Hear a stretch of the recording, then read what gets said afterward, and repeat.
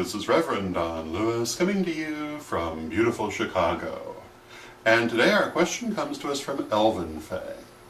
And Elvenfae asks my opinion of using things like antlers and bones and pelts of animals that you have hunted, and whether this is a good thing or not. And also Elvenfae asks if I know of any uses for fish bones.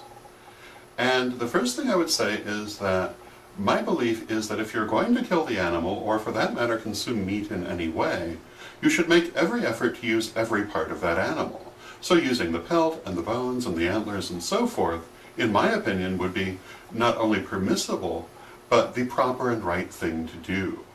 To not use them would be disrespectful.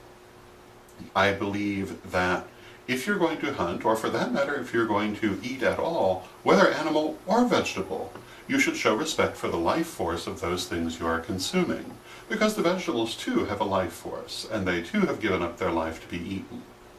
So I don't think that it is inappropriate to use these parts, and this should not be a surprise if people are familiar with some of those who have influenced my point of view, like Lady Bitterwind, whose artwork is full of fur and feathers and bones and things like that. I was taught growing up that the cycle of life is very important, that it's sacred, and that we, all of us, in our turn, must make our own sacrifice in return for all those sacrifices made for us during the course of our living.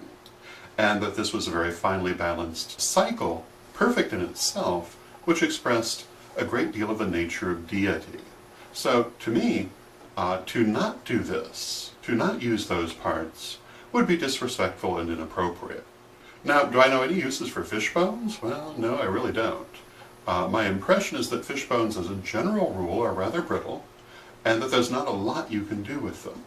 However, having said that, perhaps you'll find something new that I don't know that you can do with fish bones. One of the best psychics I've ever known, Robin Locherko, who is here in the city of Chicago, used to collect bones from all of her dinners. Whenever she would have meat, if there were bones, she would carefully collect them, take them home with her, clean them, and then paint them and add them to her oracle bones that she used to do readings. This was a fascinating system that she used. It had, I believe, some historical antecedents, but the way she did it was unique to her, and they were absolutely beautiful, the way that she created them. And it is a fascinating idea of one of the things that you can do with the parts of the animals whose flesh you eat. So, I hope that gives you some food for thought, and I hope it answers your question, and until next time, may you blessed be. Hello, this is Rev Don Lewis coming to you from beautiful Chicago. And did you know that I have been a professional psychic for more than 30 years? I offer a variety of specialties, including clairvoyance, tarot, and past lives, either in person, or by phone, or even by email. So if you'd like to have a reading with me, you can set one up at witchschoolstore.com. I hope to hear from you.